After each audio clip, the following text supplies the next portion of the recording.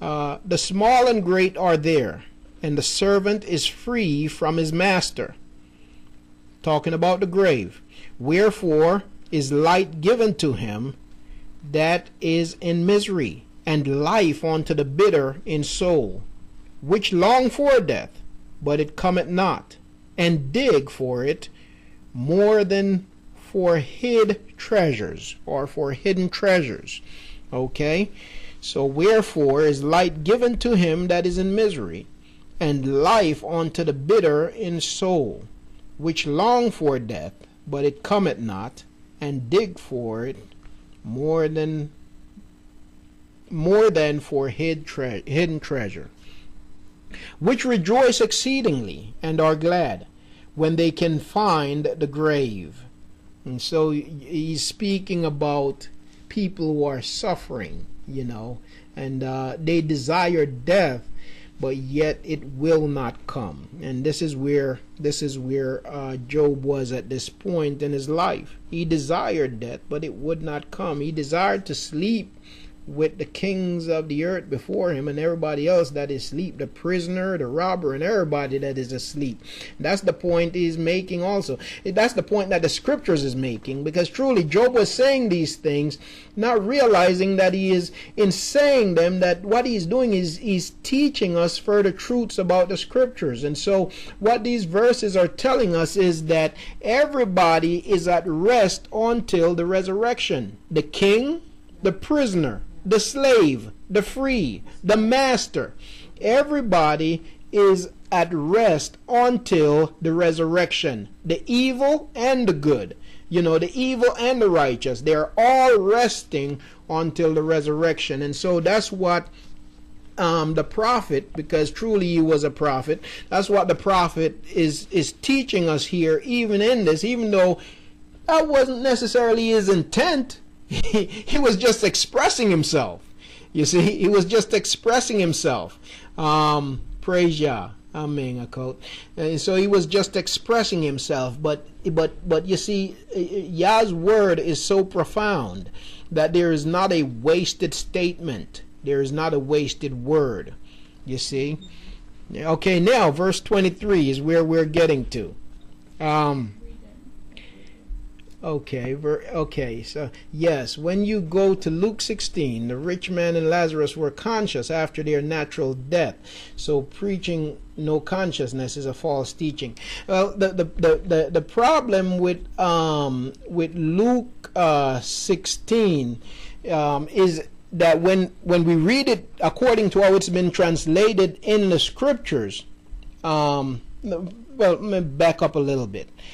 If we take Luke 16 like I used to, if we take Luke 16 and try to preach that after death we have consciousness even before the resurrection, then if we take that passage, then it contradicts a whole lot of other passages in the scriptures. It contradicts a whole lot of other passages. And the only reason why Luke 16 sounds like it's saying that, again, is because of how the translators, the Christian translators, translated it. Let me go to Luke 16 quickly. Just a second. Let me run to Luke 16. Beginning in verse 19, it reads, "There was a certain rich man which was clothed in purple and fine linen, and fared sumptuously every day. And there was a certain beggar named Lazarus, which was laid at his gate, full of sores, and desiring to be fed with the crumbs which fell from the rich man's table. Moreover, the dogs came and licked his sores. And it came to pass that the beggar died, and was carried by the angels into Abraham's bosom. The rich man also died and was buried. And in hell he lifted up his eyes, being in torments, and seeth Abraham afar off, and Lazarus in his bosom. And he cried and said, Father Abraham, have mercy on me, and send Lazarus, that he may dip the tip of his finger in water, and cool my tongue, for I am tormented in this flame. And Abraham said, Son, remember that thou in thy lifetime receivest thy good things, and likewise Lazarus evil things.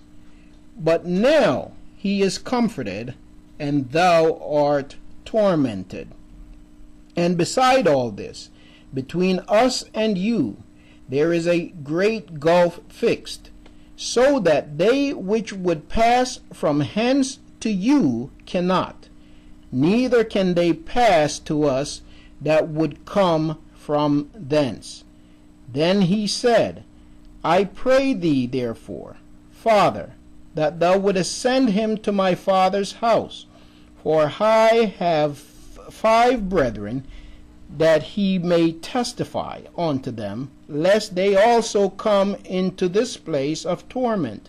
Abraham saith unto him, They have Moses and the prophets, let them hear them. And he said, Nay, Father Abraham, but if one went unto them from the dead, they will repent. And he said unto him, If they hear not Moses and the prophets, neither will they be persuaded, though one rose from the dead. Okay, now let's consider Luke 16, okay, and question it from the perspective of what the rest of the scriptures teaches. Luke 16 is communicating a message, and the message is that if we walk in disobedience to Yah's Torah, to Yah's law, then we're going to end up in hell. But the question we must ask, is this literal? Is it really literal, or is it just a parable, a proverb, okay, teaching a lesson? And so the reason why you need to ask that question, and in asking that question, you've got to ask of the scriptures, when is judgment? Okay, how can one be rewarded? How can one be rewarded before the resurrection, or before the return of Yahusha? Okay, you see, and I'm going to say from the Christian perspective, from the teachings of Christianity, our reward is to be in heaven.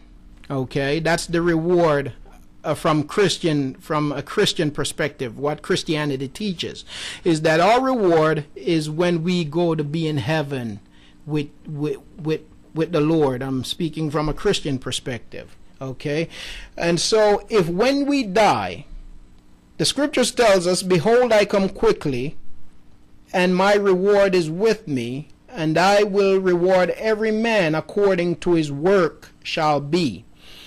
How can we receive a reward? We're going to take this passage literally. How can we receive a reward when the rewarder has not yet returned? Okay, how can we be rewarded with being in heaven when Yahusha has not yet come to judge the righteous and the wicked? You see, you cannot receive a prize until after you have finished the race, and then you get to the place, to the podium where they're giving out prizes. And so the fact that the reward of the wicked is hell, okay, and the only time you're going to get to hell, according to the rest of the scriptures, is once we have been judged.